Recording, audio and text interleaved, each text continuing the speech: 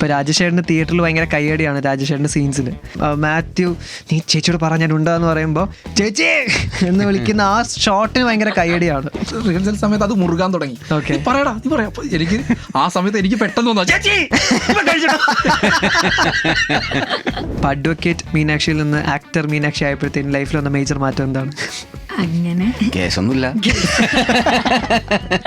ശരിക്കും എഡിറ്റിങ്ങും ഈ ഡയറക്ഷൻ ഡിസൈനുമായിട്ട് എന്താണ് കണക്ഷൻ? അത് എല്ലാ എഡിറ്റേഴ്സിനും എന്തുകൊണ്ടാണ് ഒരു സിനിമ ഡയറക്റ്റ് ചെയ്യണം എന്നുള്ള ആഗ്രഹം? കാണുന്ന ആളുകളെ വിശ്വസിപ്പിക്കണം, അത്രേ ഉള്ളൂ. അത് എങ്ങനെ ഷൂട്ട് ചെയ്യണമെന്ന് ആർക്കും പറഞ്ഞു കൊടുക്കേണ്ട കാര്യമൊന്നുമില്ലല്ലോ. ഭയങ്കര ട്രിക്കായിട്ട് ഷൂട്ട് ചെയ്യാം ആക്ച്വലി എഡിറ്റേഴ്സിന്. നോർമൽ ഒരു ഓഡിയൻസ് എന്തുകൊണ്ട് തിയേറ്ററിൽ തന്നെ കാണണം, OTT വന്ന് കാണാമല്ലോ എന്ന് വിചാരിക്കുന്ന ആൾക്കാരോട് എന്താ പറയാനുള്ളത്? നമ്മൾ തിയേറ്ററിന് വേണ്ടി തന്നെ, തിയേറ്ററിൽ എക്സ്പീരിയൻസ് ചെയ്യാൻ വേണ്ടി തന്നെ മനഃപൂർവ്വം ചെയ്ത സിനിമയാണ്. സൗണ്ടിലൊക്കെ അത്ര പണിയെടുത്തിട്ടുണ്ട്, വിഷ്വലി ആണെങ്കിലും VFX-ലാണെങ്കിലും ഒക്കെ. നെല്ലിക്കമ്പൊയിലെ നൈറ്റ് റൈഡേഴ്സിന്റെ ആക്ച്വൽ റൈഡേഴ്സ് ആണ് ഇന്ന് എൻ്റെ കൂടെ on Club FM. Director editor Naufal Abdulla and actors Meenakshi Unnikrishnan and Sarath Sabha. Welcome to club FM guys. Thank you. Okay, first തന്നെ എന്താണ് റൈഡിന് പോയ ആൾക്കാർ പറയുന്നത്? ഭയങ്കര ഹാപ്പിയാണ്. എല്ലാ തിയേറ്റേഴ്സിലും ഹൗസ്ഫുൾ ഷോസ് പോയിക്കൊണ്ടിരിക്കുന്നുണ്ട്. ഞങ്ങൾ തന്നെ നേരിട്ട് എക്സ്പീരിയൻസ് ചെയ്തിട്ട് റിവ്യൂവിൽ പറയണ പോലെ അല്ല. റിവ്യൂവിൽ ആക്ച്വലി നല്ലതാണ് ഓൾമോസ്റ്റ് പറയണത്. പക്ഷെ തിയേറ്ററിൽ പോയിട്ട് ഇത് എക്സ്പീരിയൻസ് ചെയ്യുമ്പോഴാണ് നമുക്കൊരു സാധാരണ ആളുകൾ എൻജോയ് ചെയ്യുന്നത് കാണുമ്പോഴുള്ള നമുക്കൊരു എനർജി ഉള്ളു. ഭയങ്കര അടിപൊളിയാണ്, എല്ലാവരും എടുത്തു എന്നുള്ളതാണ്. ഓക്കെ, ഇപ്പോൾ ഇതുവരെ കണ്ട തിയേറ്റേഴ്സ് വിസിറ്റിൽ ഏറ്റവും എന്താ പറയുക ഭയങ്കര ടച്ചിങ് ആയിട്ട് തോന്നിയൊരു സംഭവം എന്താ? കുറേ പേര് വന്ന് നമ്മളുടെ അടുത്ത് സംസാരിക്കുന്നുണ്ട് കഥയെ പറ്റി, കഥാപാത്രത്തിനെ പറ്റി. ആന്റിമാരൊക്കെ വരുന്നു, കെട്ടിപ്പിടിക്കുന്നു. കുട്ടികൾക്കൊക്കെ ഭയങ്കര ഇഷ്ടപ്പെടുന്നതായിട്ട് പറയുന്നുണ്ട്. അപ്പൊ ഫുൾ ഫാമിലി ഒരുമിച്ച് കുറെ അവർക്ക് ഇപ്പൊ സെൽഫിനെക്കാളും കൂടുതൽ അവര് നമ്മളുടെ പെർഫോമൻസിനെ പറ്റി, ടെക്നിക്കൽ കുറെ സംഭവങ്ങളെ പറ്റിയൊക്കെ കുറെ സംസാരിക്കുന്നുണ്ട്. അത് ഭയങ്കര സ്പെഷ്യലാണ്. അതാണിപ്പോ കിട്ടുന്ന ഒരു ഹൈ. എസ്പെഷ്യലി എനിക്ക് തോന്നുന്നു മറ്റേ ഇപ്പൊ ധന്യ എന്ന് പറഞ്ഞൊരു ക്യാരക്ടർ, മറ്റേ ദ ഗേൾ നെക്സ്റ്റ് ഡോർ എന്നൊക്കെയുള്ള ആ സമയത്ത് ഒരു early 2000s ക്യാരക്ടർ ആകുമ്പോൾ ആൾക്കാർക്ക് കുറച്ചുകൂടെ റിലേറ്റബിൾ സംഭവമാണ്. ഓക്കെ, ശരത്തിനോട് ആൾക്കാർ എന്താണ് പറഞ്ഞത്? അല്ല, നമ്മൾ തിയേറ്റർ റെസ്പോൺസിന് പോയിട്ട് നമ്മൾ തിയേറ്ററിലോട്ട് കയറി ചെല്ലുന്ന സമയത്ത് അല്ലെങ്കിൽ സജിയേട്ടാന്നൊക്കെ ഓക്കെ, എത്ര നാളെടുത്തു? അതായത് ഫുൾ ഈ പറയുന്ന പോലെ ഫ്രം സ്ക്രാച്ച് ഇന്നിപ്പോൾ ഈ റൈഡ് വരെ എത്തി നിൽക്കുകയാണ്. എത്ര ടൈം എടുത്തു ഫുൾ ഫ്രം? 1.5 years. 1.5 വർഷം കൊണ്ട്. ഓക്കെ, അപ്പോൾ ഐ മീൻ ആ ഷൂട്ട് എനിക്കൊന്ന് 55 ദിവസം മാത്രമേ ഉണ്ടായിരുന്നുള്ളൂ. ഓക്കെ, പക്ഷെ അപ്പോൾ ബാക്കി ഏറ്റവും കൂടുതൽ ടൈം എടുത്ത ഏത് ആസ്പെക്റ്റിലാണ്? ടൈം എടുത്തത് പ്രീ പ്രൊഡക്ഷൻ ആയിരുന്നു കൂടുതൽ. നമുക്ക് ലൊക്കേഷൻസൊക്കെ സ്പെഷ്യലായിട്ട് വേണം, ആരും കാണാത്ത സ്ഥലങ്ങൾ വേണം എന്നുള്ളൊക്കെ ഒരു തീരുമാനമായിരുന്നു. അപ്പോൾ അതിന് വേണ്ടിയിട്ടാണ് കുറേ സ്പെൻഡ് ചെയ്തത്. പിന്നെ ടെക്നിക്കലി പ്ലാനിങ്ങിനും പരിപാടികൾക്കൊക്കെയാണ് കുറേ സമയം എടുത്തത്. പക്ഷെ എന്നാൽ പോലും ഒരു 1.5 വർഷം കൊണ്ട് തീർക്കാൻ പറ്റിയെന്നുള്ള. നോർമലി ഒരു 2 വർഷത്തോളമൊക്കെ ആവും. പക്ഷെ 1.5 വർഷത്തിൻ്റെ മുന്നേ തീരുന്ന സിനിമകളുണ്ട്. ഇത് ഒരു 1.5 വർഷമായി. ഓക്കെ, ഞാൻ ഇതിനകത്ത് നോട്ട് ചെയ്ത സംഭവമാണ്, അത് കാണിക്കുന്നൊരു കാലഘട്ടം എന്ന് പറയുന്ന ഒരു 2002 ആ ഒരു സമയമാണ്. അങ്ങനെയൊന്നുമില്ല, ഞങ്ങളോട് ആരോടും പറഞ്ഞിട്ടില്ല. ഞങ്ങൾക്ക് പല ആളുകളും പറയുന്നുണ്ട് 70s 80s 2000 എന്നൊക്കെ. അല്ല, അതിനകത്ത് നമ്മുടെ മാത്യുവിൻ്റെ ഒരു ഷോട്ടിൽ ബാക്കിൽ കലണ്ടർ തൂക്കിയിട്ടുണ്ട്, അതിൽ 2002 വർഷം കാണിക്കുന്നുണ്ട്. ആണല്ലേ? ഉണ്ട്. സോറി. ഇല്ല, പക്ഷേ ഞങ്ങൾ ആക്ച്വലി ഞാൻ 90s ആണ് ആദ്യം വിചാരിച്ചു. പിന്നെ അല്ല, അങ്ങനെയുണ്ട്, അത് ആദ്യം ഞാൻ 90s ആണെന്ന് വിചാരിച്ചു. പിന്നെ അത് കഴിഞ്ഞപ്പോൾ രാജേഷേന്റെ ഓട്ടോയുടെ പേര് സവാരി ഗിരിഗിരി എന്നാണ്. അപ്പൊ എനിക്ക് മനസ്സിലായി അതപ്പോ 2001 കഴിഞ്ഞിട്ടാന്ന് ഉറപ്പായിരുന്നു എനിക്ക്. പിന്നെ മാത്യുവിന്റെ ഈ ഷോട്ടിൽ ബാക്കിൽ കലണ്ടർ തൂക്കിയിട്ടുണ്ട്, അതിൽ 2002 കാണിക്കുന്നുണ്ട്. അപ്പൊ എനിക്ക് ഉറപ്പായിരുന്നു ഈ പറഞ്ഞ 2002. എന്റെ ചോദ്യം അതല്ലായിരുന്നു. എന്റെ ചോദ്യം അതിനകത്ത് ഈ പറഞ്ഞ ആ കാലഘട്ടമാണെങ്കിലും ഇപ്പൊ നമ്മൾ യൂസ് ചെയ്യുന്ന കുറെ ലൈക്ക് ട്രെൻഡ് വാക്കുകളാവട്ടെ, അല്ലെങ്കിൽ ഇപ്പോഴും നമ്മൾ കോമൺ ആയിട്ട് യൂസ് ചെയ്യുന്ന കുറെ വാക്കുകൾ അതിനകത്ത് യൂസ് ചെയ്തിട്ടുണ്ട്. അപ്പൊ അതെന്താണ് ആ കാലഘട്ടമായിട്ട് നമ്മൾ വേർഡ്സ് ഇപ്പോൾ ഉള്ളത് തന്നെ യൂസ് ചെയ്യാൻ തീരുമാനിച്ചത് എന്താ? അതായത് നമ്മൾ ഫോഴ്സ്ഡ് ആയിട്ട് ഒരു കാലഘട്ടത്തിൽ പറയുന്ന സിനിമ അല്ല എന്നുള്ളതാ, ഫിക്ഷണൽ ആയിട്ട് സെറ്റ് ചെയ്യാന്നുള്ളതായിരുന്നു. അപ്പം നമുക്ക് ഫ്രീഡത്തിൽ ചെയ്യണം. മറ്റേ ഒരു കാലഘട്ടം പറയുമ്പോൾ അതിൽ അത് മാത്രം കോൺസെൻട്രേറ്റ് ചെയ്തിട്ട് ചെയ്യുമ്പോൾ പലതരത്തിലുള്ള ബുദ്ധിമുട്ടുകളുണ്ടാവും. അപ്പം അതങ്ങോട്ട് ഫ്രീ ആയിട്ട് ഞങ്ങൾ ആ ബോധയുടെ ആയിരുന്നില്ല. ഫോണില്ലാതിരിക്കണം, ഫോണെങ്കിൽ പണിപാളും, അത്രമാത്രം കുറെ ചോദ്യങ്ങൾ വരും. എന്നാൽ പിന്നെ അങ്ങനെ വിളിച്ച് പറഞ്ഞാൽ പോരെ. നിങ്ങൾ ഫിലിം ഫീൽഡിലുള്ളവർക്ക് നമ്മൾ അറിയുന്നതിനെക്കാട്ടിലും മുമ്പ് കുറെ കാര്യങ്ങൾ അറിയാൻ പറ്റും. ഈ രാവണപ്രഭു റിലീസ് ആവുമെന്ന് അറിഞ്ഞിട്ടല്ലാണ് അതിനാ മറ്റേ ഓട്ടോയ്ക്ക് ആ പേരിട്ടത്? അല്ലല്ലോ, ഒരിക്കലും ഇല്ല. അത് ആ സമയത്ത് ഓട്ടോ നമുക്ക് എല്ലാത്തിനും നമുക്ക് യുണീക്കായിട്ട് നമ്മുടെ സ്റ്റൈല് വേണമെന്നുണ്ടായിരുന്നു. അപ്പോൾ 2 ഓട്ടോ മേടിച്ച് അത് അതുപോലെ സൈഡൊക്കെ കട്ട് ചെയ്ത് അങ്ങനെ പണിതെടുത്തതാണ്. അപ്പോൾ ഓട്ടോക്ക് ഒരു പേരിടണമല്ലോ, സവാരി അത്രേ ഉള്ളൂ. അല്ല, ആരുടെ ഐഡിയ ആയിരുന്നു? ആരുടെ തലേന്ന് ഡയറക്ടർ അതെ. വെച്ചതാ. പിന്നെ വേറെ കാര്യം എന്താ പറയുക, ഇതെനിക്ക് ലൈക്ക് ബ്രോനോടും ചോദിക്കാനുള്ളതാണ്. നോർമലി ഈ പറയുന്ന സ്ക്രിപ്റ്റ് റൈറ്റിങ്ങിൽ ഭയങ്കര ക്ലാരിറ്റി വരുന്ന ഒരുപാട് പേരുണ്ട്. ഇപ്പം ഇതിൽ തന്നെ ഈ പറഞ്ഞ നമ്മുടെ സുനുവിനും ജ്യോതിഷനും ഭയങ്കര ക്ലാരിറ്റി ആണെന്ന് എന്നോട് ഒരാൾ പറഞ്ഞിരുന്നു. ലൈക്ക് സ്ക്രിപ്റ്റിൽ ഇൻക്ലൂഡിങ് അതിനകത്തെ കടകളുടെ പേര് പോലും അവർക്ക് നിർബന്ധമാണ് ഇങ്ങനെ തന്നെ വരണം, അങ്ങനെ ഉണ്ടായിരുന്നു. പക്ഷെ ഇൻ കേസ് സ്ക്രിപ്റ്റിൽ ക്ലാരിറ്റി ഇല്ലെങ്കിൽ ഈ പറയുന്ന ഡിറക്ഷനിലോ എഡിറ്റിങ്ങിലോ അത് മേക്കപ്പ് ചെയ്യാൻ പറ്റുമെന്ന് തോന്നുന്നുണ്ട്, being N editor and director? അല്ല, സ്ക്രിപ്റ്റിലെ ക്ലാരിറ്റി ഒക്കെ എപ്പോഴും അത് അതുപോലെ തന്നെ വേണം. എഡിറ്റിൽ നമുക്ക് രക്ഷപ്പെടുത്തി എടുക്കാൻ പറ്റുന്ന കുറെ ഏരിയാസ് ഉണ്ട്, എഡിറ്റിൽ രക്ഷപ്പെടുന്ന സിനിമകളും ഉണ്ട്. പക്ഷെ എഴുത്തിൽ ക്ലാരിറ്റി ഇല്ലെങ്കിൽ നമുക്ക് അതെടുത്തിട്ടാണല്ലോ എന്തെങ്കിലും ചെയ്യാൻ പറ്റുള്ളൂ. കഥ പോകുന്ന ഒരു റൂട്ടുണ്ട്, ഓരോ മൊമെന്റിൽ ഓരോ സംഗതികൾ നടക്കുന്നുണ്ട്. അധികം ഇതില്ലാതെ ഇവന്റുകൾ ഇങ്ങനെ വേറെ ഓരോരോ കഥാപാത്രങ്ങളിലൂടെ ഇവന്റുകൾ സംഭവിച്ച് ലാസ്റ്റ് അതിനൊരു കൺക്ലൂഷൻ വരുന്നത് അത് ഭയങ്കരമായിട്ട് അതെ, ഒരു ഫ്ലോ ഒന്നും ഒട്ടും സ്ട്രെസ് ചെയ്യാതെയാണ് ഓരോ ഇവന്റ് അല്ലെങ്കിൽ ഓരോ സീക്വൻസിൽ അടുത്ത സീക്വൻസിൽ പോകുന്ന ഒരു ഫ്ലോ ഉണ്ട്. അതും പിന്നെ ഓരോ ക്യാരക്ടേഴ്സിന് കൊടുക്കുന്ന ഒരു ഡെപ്ത് ഉണ്ട്. ഇപ്പൊ ഏറ്റവും ചെറിയ വേഷം ചെയ്യുന്നവർക്ക് വരെ അവരുടെ ലുക്ക് വൈസ് ആയാലും എന്തെങ്കിലും ഒരു പരിപാടി അത് നോഫ്ലിക്കായിട്ട് വേണം എന്നുള്ളൊരു സംഭവം ഉണ്ടായിരുന്നു. അപ്പോൾ അതെല്ലാം പിന്നെ ത്രൂ ഔട്ട് നമ്മളുടെ കഥ ഒരു ഫ്രഷ് ആയിട്ടുള്ള ഒരു ആ ഗ്രാമത്തിൽ നടക്കുന്ന കുറെ നമുക്ക് കേട്ടിട്ടുള്ള മുത്തശ്ശി കഥ എന്നൊക്കെ പറയത്തില്ല.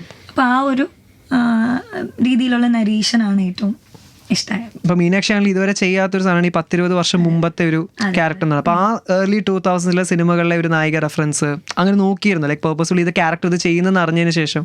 ഇല്ല, അങ്ങനെ പ്രത്യേകിച്ച് നമ്മൾ എടുത്ത് നോക്കിയില്ല. ഇപ്പോൾ എനിക്ക് കഥ പറഞ്ഞു തരുമ്പോഴും അല്ലെങ്കിൽ എൻ്റെ ക്യാരക്ടർ ധന്യനെ പറ്റി പറഞ്ഞു തരുമ്പോഴും നോഫ്ലിക്കായാലും ജ്യോതിഷാനും സുനിച്ചാലും ഒരു കറക്റ്റ് വിഷൻ ഉണ്ട്, ഇങ്ങനെ ആയിരിക്കണം ധന്യ. ഇപ്പോൾ ഹാഫ് സാരിയൊക്കെ കൊടുത്ത് നാട്ടിൽ PSC കോച്ചിങ്ങിനൊക്കെ പോയി.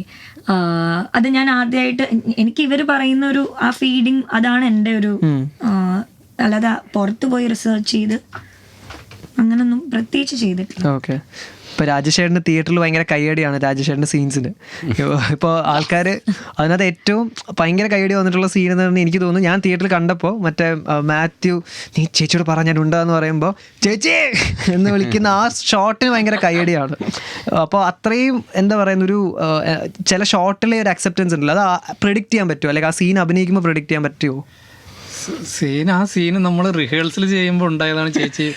ഈ സീൻ ആ നടത്തത്തിലെ ഡയലോഗ്സുകളൊന്നും അങ്ങനെ സ്ക്രിപ്റ്റിൽ ഐഡിയ ഉണ്ട് അതിങ്ങനെയാന്ന്, പക്ഷെ നമ്മളത് അങ്ങനെ ഭയങ്കരമായിട്ട് ഇംപ്രവൈസ് ചെയ്തിട്ട് ഇവരെന്തൊക്കെ പറയും അങ്ങനെ എങ്ങനെയെന്നൊക്കെ പറഞ്ഞിട്ട് ഉണ്ടാക്കിയതാ. അപ്പോൾ അതില് ഇവർ രണ്ടുപേരുള്ള കോൺവെർസേഷൻ അവർ ഇംപ്രൂവൈസ് ചെയ്തുകൊണ്ടിരിക്കുവായിരുന്നു. അപ്പം ഞാൻ ഇങ്ങനെ സൈഡിൽ ഇങ്ങനെ കണ്ടുകൊണ്ടിരിക്കുക. അപ്പം നീ പോയി പറ മറ്റേ ചേച്ചിയോട് പറ കഴിച്ചിട്ടാ വരുന്നത്. അപ്പം പറ ചേച്ചി ആര് ചേച്ചി. അപ്പൊ അത് റിഹേഴ്സൽ സമയത്ത് അത് മുറുകാൻ തുടങ്ങി. പറയടാ നീ പറയാം. അപ്പൊ എനിക്ക് ആ സമയത്ത് എനിക്ക് പെട്ടെന്ന് തോന്നാ ചേച്ചി അത് ഇംപ്രൂവൈസ് ചെയ്ത്. അപ്പൊ ഇവര് പിന്നെ അങ്ങനെ സെറ്റ് ചെയ്ത് ഓൾമോസ്റ്റ് അങ്ങനെ തന്നെയാ പോയത്. സെറ്റിൽ നിന്ന് ഇംപ്രവൈസ് ചെയ്ത് സ്ക്രിപ്റ്റിൽ എല്ലാം ഉണ്ട്, അതിനേക്കാൾ മികച്ചതാക്കാൻ പെർഫോമൻസിൽ എങ്ങനെയാന്നുള്ള കുറെ ട്രൈ ചെയ്തിട്ടൊക്കെയാണ് ഷോർട്സ് ഒക്കെ തീരുമാനിക്കുന്നത്. അപ്പോൾ ഇതിൽ നമ്മുടെ ഒരു ഇൻ്റർവ്യൂവിൽ ഡൊമിനിക്ക് പറഞ്ഞിട്ടുണ്ട്, അതായത് ശരത്ത് ഡൊമിനിക്കിനെ ഞെട്ടിച്ചിട്ടുണ്ട് തരംഗത്തിൻ്റെ ഒരു ഓഡീഷനിൽ. ഭയങ്കരമായിട്ട് പുള്ളി വണ്ടർ പോയിട്ടുണ്ടെന്ന് ശരത്തിൻ്റെ അഭിനയം കണ്ടിട്ട്. അപ്പോൾ ഇതിൽ ആസ് ഡയറക്ടർ ശരത്തിൻ്റെ ഏത് ഷോട്ടിലാണ് ഇങ്ങനെ വണ്ടർ പോയ ഷോട്ട് ഏതാണ്? ഒറ്റ അറിഞ്ഞേ പറയാൻ പറ്റത്തുള്ളൂ. എല്ലാ സീനിലും സഭ സൂപ്പറാന്ന് പറയില്ലേ, ഒറ്റ ഷോട്ട് ഭയങ്കര ലൈക്ക് അടിപൊളി നമ്മൾ തോന്നത്തില്ലേ? അങ്ങനെ പറഞ്ഞാൽ മതി. ഇല്ല അങ്ങനെയല്ല. ഞാൻ പറയണെങ്കിൽ സഭ നമ്മളിപ്പോൾ ഇതുപോലെ ഇപ്പോൾ ഇങ്ങനെ ഉറക്കം തൂങ്ങിയിരിക്കണില്ലേ, നേരത്തെ നമ്മൾ പറഞ്ഞ പോലെ. പക്ഷെ ഫ്രെയിമിലോട്ട് വന്നു കഴിഞ്ഞാൽ അതിൽ നിന്ന് കഴിഞ്ഞാൽ അവനങ്ങോട്ട് പരിപാടി പിടിക്കും. വലിയ ബ്രീഫിൻ്റെ കാര്യങ്ങളോ അല്ലെങ്കിൽ ഞാൻ വ്യക്തമാക്കിയിട്ട് ഒരുപാട് കൊടുക്കേണ്ട ആവശ്യങ്ങളൊന്നും ഇല്ലായിരുന്നു. കറക്റ്റായിട്ട് അവൻ ആ മീറ്ററിൽ തരും. ഭയങ്കര അടിപൊളിയാണ് സഭ മാത്രമല്ല കേട്ടോ, എല്ലാവരും, മീനാക്ഷി ഉൾപ്പെടെ, റോഷൻ. ഇത് ഡൊമിനിക്കിൻ്റെ കാര്യം പറഞ്ഞുകൊണ്ട് ഇതിനകത്ത് വായനശാലയിൽ മീനാക്ഷി ഇങ്ങനെ മറ്റേ ബ്ലാക്ക് ഇങ്ങനെ ഉടുപ്പൊക്കെ ഇട്ട് വരുന്നൊരു സീനുണ്ട്. ആ സീനും ലോകയുമായിട്ടൊരു കണക്ഷൻ ഉണ്ടെന്ന് ഞാൻ അറിഞ്ഞല്ലോ. എന്താണ്? അതായത് അന്ന് അത് വായനശാലയിൽ അത് ഞാൻ പറയാം, വായനശാലയിൽ സഭ വേണം, വായനശാലയിൽ സഭ വേണം, അതേസമയം ലോകയിലെ ബാംഗ്ലൂരും സഭ വേണം. ലാസ്റ്റ് അങ്ങനെ സംഭവം ഉണ്ടായെന്ന് ഞാൻ കേട്ടിട്ടുണ്ടായിരുന്നു. അതെ.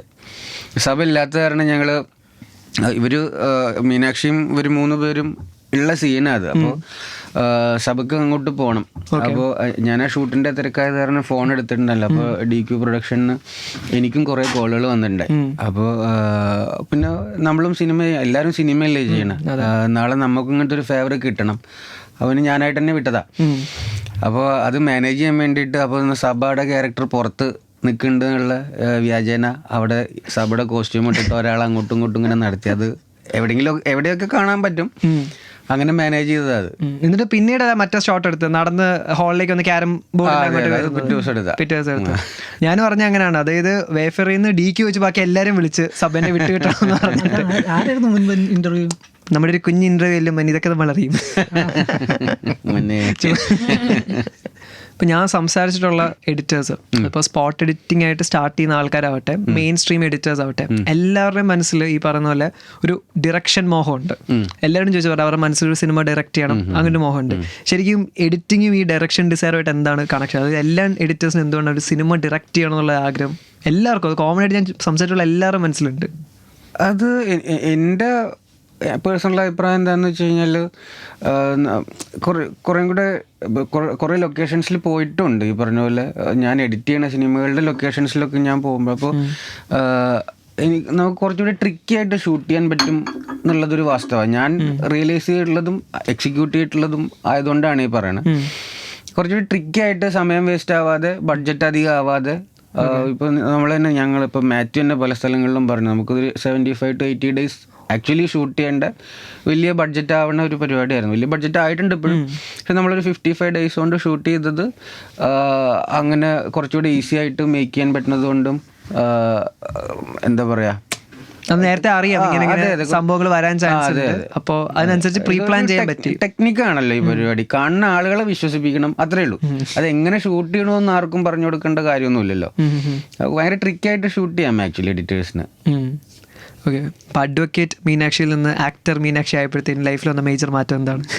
അങ്ങനെ കേസൊന്നുമില്ല. അല്ല, അങ്ങനെ ഞാൻ പ്രാക്ടീസ് ഒന്നും ചെയ്തിട്ടില്ല കേട്ടോ. ഞാൻ കുസാറ്റില് 5 years LLB കഴിഞ്ഞിട്ട് ഒരു 2 മാസം പഠിക്കാൻ പോയിട്ടുണ്ട് കോർപ്പറേറ്റ് ലോയിൽ.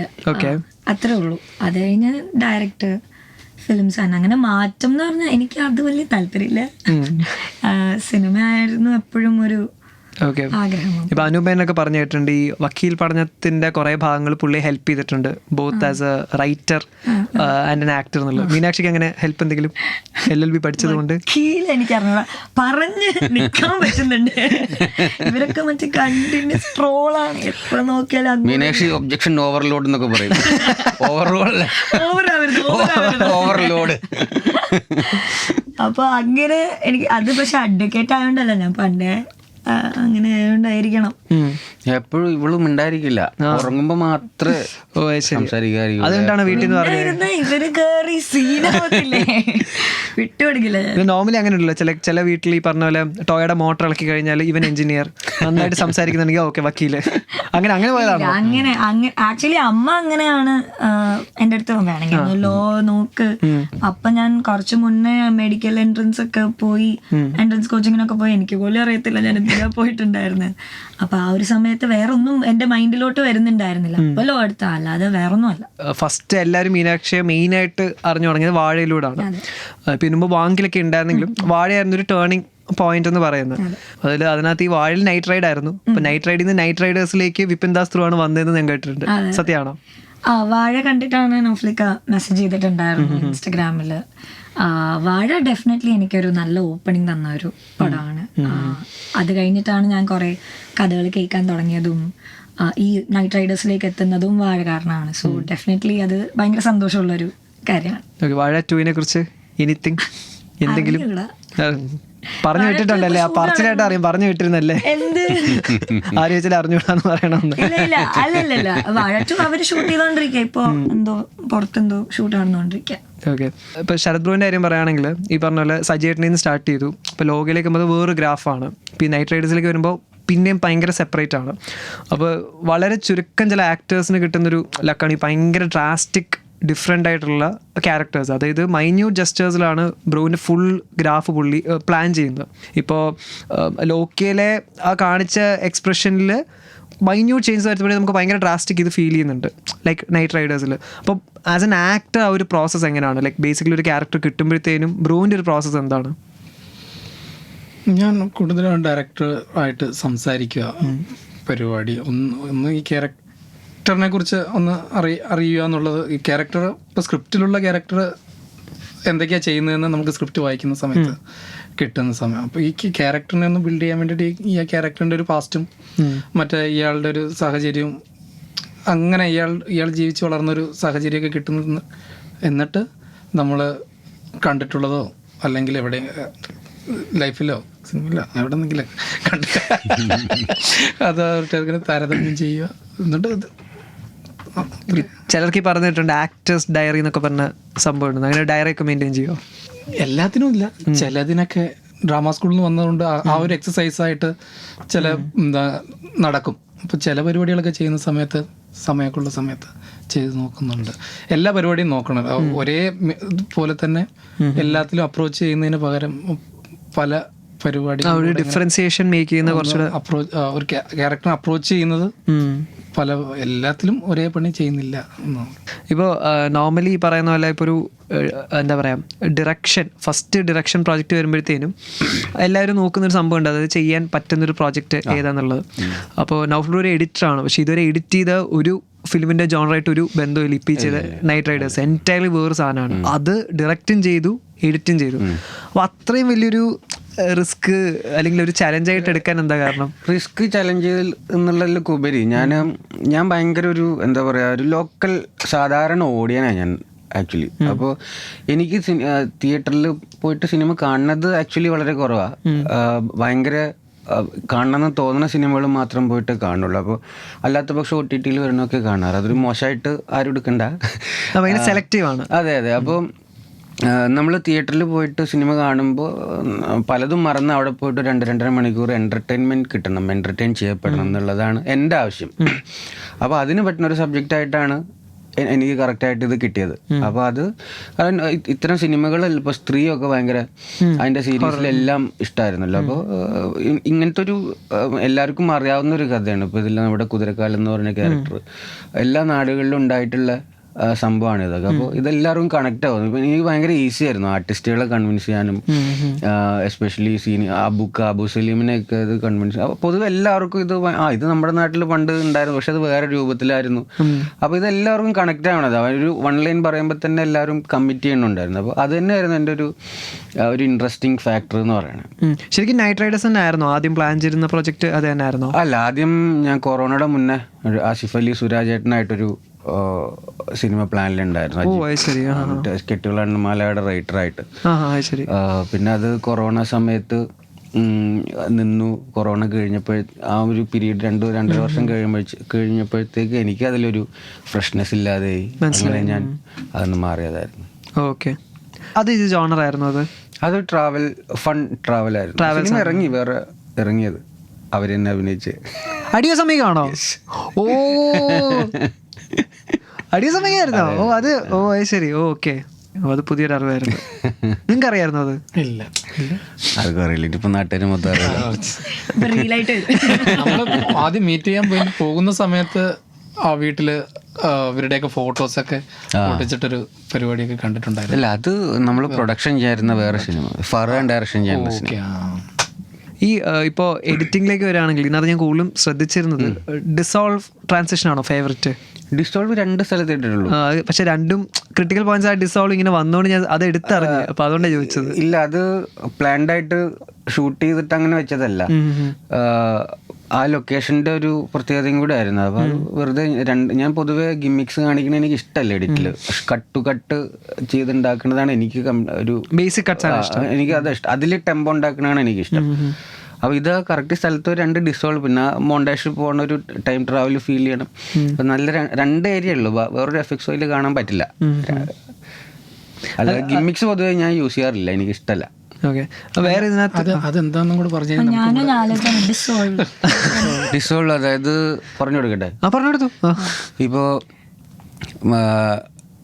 മറ്റേ നമ്മുടെ ബ്രേക്കപ്പ് സോങ് ഇല്ലേ, ആ സോങ് നിങ്ങളെ മറ്റേ നമ്മളെ കവയിൽ ഷൂട്ട് ചെയ്തില്ല, വൈറ്റ് ഷോട്ട് എടുത്ത് അവിടെ നിന്ന് നേരെ ഒരു ഡിസോൾവ് ആയിട്ട് മാത്യുവിൻ്റെ പുറകിലോട്ട് ക്യാമറ ഇങ്ങനെ വരില്ലേ.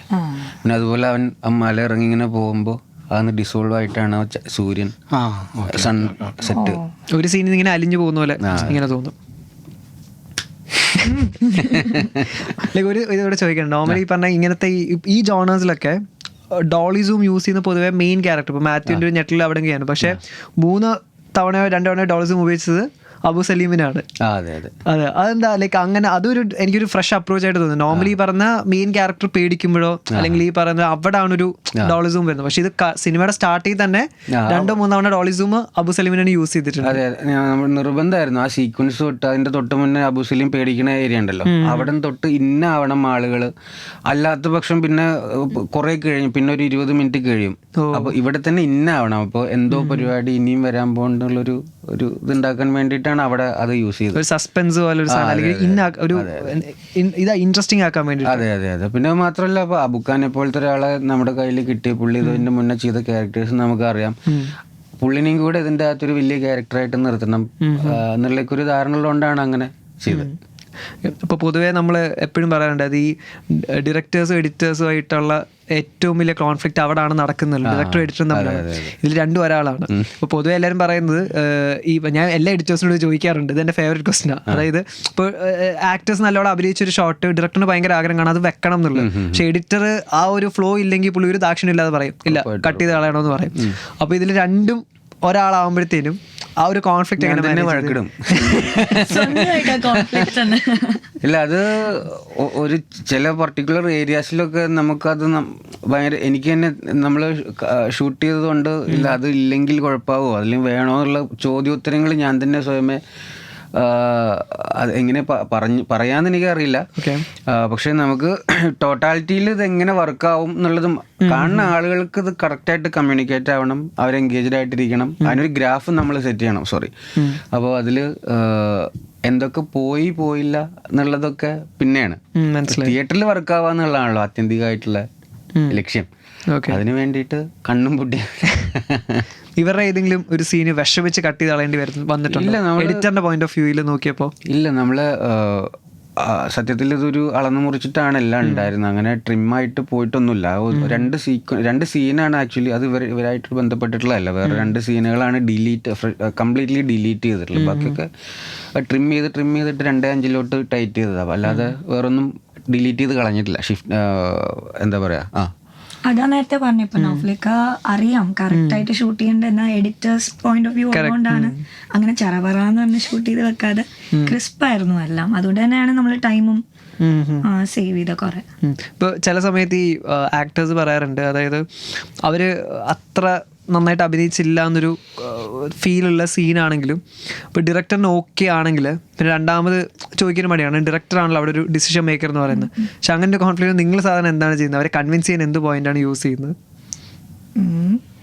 ഇല്ല, മീനാക്ഷി പൊതുവെ ഒന്നുകൂടെ എടുക്കുക, അത് മതി, നീപ്പോ ഓവർ ഹാർഡ് വർക്കിംഗ് ആണ്.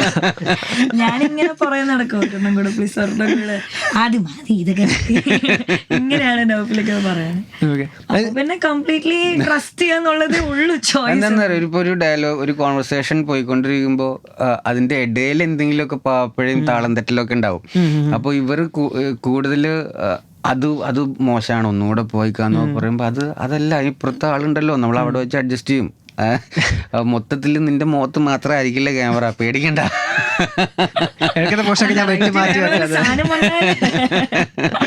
ഇല്ല, അങ്ങനെ ഷൂട്ട് ചെയ്തിട്ടുണ്ട് കേട്ടോ. അല്ല, എനിക്ക് ചോദിക്കുമ്പോ തന്നിട്ടുണ്ട് കുറച്ചൊക്കെ. അതാണ് ഭയങ്കര ഈസി, എന്ത് പറഞ്ഞാലും കേൾക്കും. ഞങ്ങള് രാവിലെ മുതൽ ഉച്ച വരെ തന്നെ ഒരു ടേക്കൊക്കെ എടുത്തിട്ടുണ്ട് ആ ബ്രേക്കപ്പില്. ഇതിനകത്ത് ഈ പറഞ്ഞ ശരത് ബ്രോ ഏത് കാറ്റഗറി പെടുന്ന ആളാണ്? അതായത് ഇപ്പോൾ ഫസ്റ്റ് ടേക്ക് പ്രിപ്പയർ ചെയ്ത് വരുന്ന ഫസ്റ്റ് ടേക്ക് ബെസ്റ്റ് ആയിരിക്കാം, എടുക്കുന്തോറും ഇങ്ങനെ മോശമാവാൻ ചാൻസ് ഉണ്ട്, അങ്ങനെ ചിലർ അങ്ങനെ വിശ്വസിക്കും, ലൈക്ക് അയ്യോ ഇനിയും എടുത്തു കഴിഞ്ഞാൽ ചിലപ്പോൾ. ഞാൻ ഫസ്റ്റ് ടേക്കിൽ വിശ്വസിക്കുന്ന ആളാണ്. പിന്നെ അത് കോൺഷ്യസ് ആയി അതിൻ്റെ മുകളിൽ കിടന്ന് കളിച്ച് ഭയങ്കര വിരളായിട്ടാണ് ഫോർത്ത് ടേക്കും ഫിഫ്ത്ത് ടേക്കൊക്കെ ചൂസ് ചെയ്യുകയാണെങ്കിൽ ഇപ്പോൾ എഡിറ്റ് ചെയ്ത് വരുമ്പോൾ അതിലത്തെ ഏതെങ്കിലും ഒരു പോർഷൻ യൂസ് ചെയ്യാന്നല്ലാതെ ഇന്ന ടേക്ക് ഓക്കെ എന്ന് പറഞ്ഞിട്ട് ഒന്നും വെച്ചില്ല. എല്ലാം ഇപ്പോൾ ഒരു ഷോട്ട് 4 റീടേക്ക് അല്ലെങ്കിൽ 5 ഷോട്ട് ടേക്സ് ഉണ്ടെങ്കിൽ അതിന് എല്ലാത്തിനും കൃത്യമായിട്ട് വേണ്ടത് പിക്ക് ചെയ്തിട്ട് എടുക്കാറാണ് പതിവ്.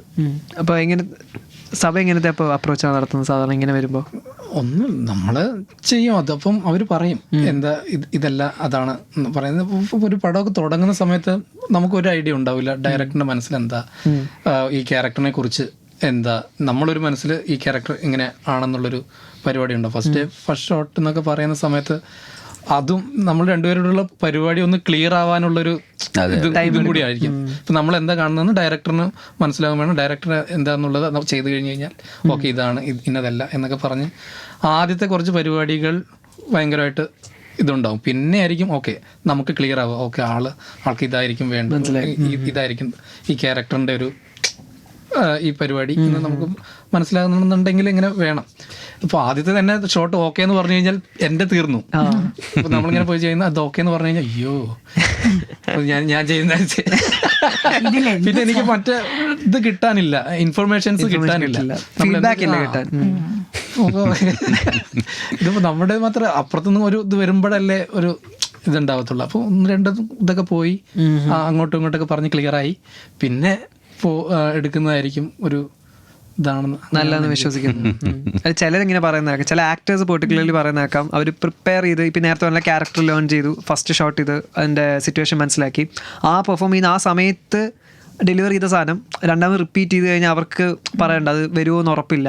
അപ്പോൾ കഴിതും ചില ഡയറക്ടേഴ്സ് അറിയാം ഒരു ഹാൻഡ് ഇൻ ഹാൻഡ് എന്താ പറയുക ആക്ടേഴ്സിന് അതുപോലെ കംഫർട്ടബിൾ ആയിട്ടുള്ള ഡയറക്ടേഴ്സ് ആണെങ്കിൽ അവരും അവർക്കും അറിയാം അവരിതാണ് കംഫർട്ടബിൾ എന്ന് പറഞ്ഞിട്ട് അങ്ങനെ പാസ്സാക്കി വിടാറുണ്ട്. അതാണ് ഞാൻ ചോദിച്ചത്. അങ്ങനെ ഇപ്പം ഞാൻ പറയുന്നത് എന്താണ് തുടക്കം. പിന്നെ നമ്മളിങ്ങനെ പോകുന്ന സമയത്ത് മനസ്സിലാവും അങ്ങോട്ടും ഇങ്ങോട്ടും ഒരു ഷെഡ്യൂൾ ഒരാഴ്ചയൊക്കെ ആകുന്ന സമയത്തേക്ക് നമ്മളും ഒരു ട്രാക്കിൽ വീഴും. അപ്പോൾ നമ്മൾ എന്തായിരിക്കും ചെയ്യാൻ പോവുക എന്നുള്ളത് ഡയറക്ടേഴ്സിനും കിട്ടും. ഒരു സമയത്ത് ഇപ്പോൾ എന്തെങ്കിലും ടെക്നിക്കൽ പരിപാടിയൊക്കെ ആയിട്ട് ചിലപ്പം നമ്മൾ ഇൻവോൾവ് ആയിട്ട് പ്രസന്റ് ചെയ്തൊരു സാധനം ഇവര് നല്ലതാന്നും പറഞ്ഞു, എന്നാൽ പിന്നെ എന്തെങ്കിലും ടെക്നിക്ക് എറർ ഉണ്ടാവും ചിലപ്പം ഫോക്കസ് അങ്ങനത്തെ പരിപാടി വരുന്ന സമയത്ത് നമ്മൾ ഇത് കാണുകയും ചെയ്യും. ഇത് കാണുകയും ചെയ്തിട്ട് പിന്നെ അതിന് ചെയ്യാൻ നോക്കുന്ന സമയത്ത് നമ്മൾ അത് കോപ്പി ചെയ്യാനായിരിക്കും ഈ സാധനം കോപ്പി ചെയ്യാൻ വേണ്ടിയിട്ടുള്ള ഒരു ശ്രമം ഉണ്ടാവും. അത് ആ സമയം അവിടെ എത്തത്തുമില്ല. എന്നാൽ പിന്നെ ആദ്യം ചെയ്തിട്ടുള്ളതിൻ്റെ ഒരു ഫീല് ആർട്ടിസ്റ്റിന് ഉള്ളിലുള്ള ഫീലൊന്നും വേണ്ട, പുറത്ത് എന്താണ് സ്ക്രീനിൽ കിട്ടുന്നത് അത് മതി. എന്നാലും ഒരു സാറ്റിസ്ഫാക്ഷൻ അവിടെ ഉണ്ടാവില്ല. പിന്നെ നമ്മൾ എപ്പോഴും കമ്പയർ ചെയ്തുകൊണ്ടിരിക്കും. ഫസ്റ്റ് നടന്ന സമയത്ത് നമ്മുടെ ഉള്ളിൽ കിട്ടിയൊരു ഫീലിങ്സും ഇപ്പം നമ്മൾ ഇമിറ്റേറ്റ് ചെയ്യുന്ന സമയത്ത് അതെന്തായാലും കിട്ടത്തില്ല. അപ്പം നമ്മുടെ ഉള്ളിലാണ് അതിൻ്റെ ഒരു ഇത് നടത്തുന്നത്, കമ്പാരിസൺ നടത്തുന്ന ഉള്ളില്ല. പക്ഷെ സ്ക്രീനിൽ എന്താ വരുന്നതെന്ന് അവർ കണ്ട് അവർ ചിലപ്പോൾ അവർ ഓക്കെ ആയിരിക്കും. ചിലപ്പോൾ അവർ ഓക്കെ ആണെന്ന് പറഞ്ഞാൽ പോലും നമുക്ക് ചിലപ്പം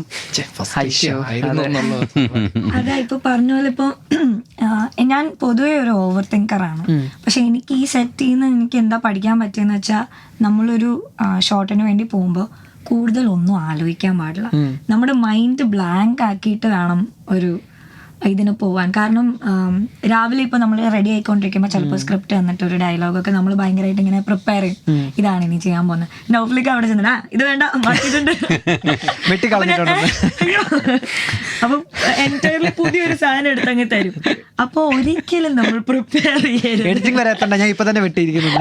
അല്ല എന്താന്നറിയോ, ഇപ്പോൾ നമ്മള് ഇനീഷ്യലി സ്ക്രിപ്റ്റ് ഉണ്ട്, വെൽ റിട്ടൺ ആണ്, അത് കുറെ പണിയെടുത്താണ് സ്ക്രിപ്റ്റ്. പക്ഷെ സെറ്റിൽ ഇത് ഇവരുടെ അടുത്ത് നിന്നിട്ട് ഇത് പെർഫോം ചെയ്യാൻ വേണ്ടിയിട്ട് ഒന്ന് നോക്കുന്നു പറയുന്നു, അല്ലെങ്കിൽ എനിക്ക് തന്നെ എത്തും. പക്ഷെ അത് മൊത്തത്തിൽ ആ ഒരു വൈബ് ഇതുപോലത്തെ ഡയലോഗ്സ് പറയാനുള്ളൊരു സാഹചര്യം അല്ലെങ്കിൽ അങ്ങനെ ആയിരിക്കില്ല.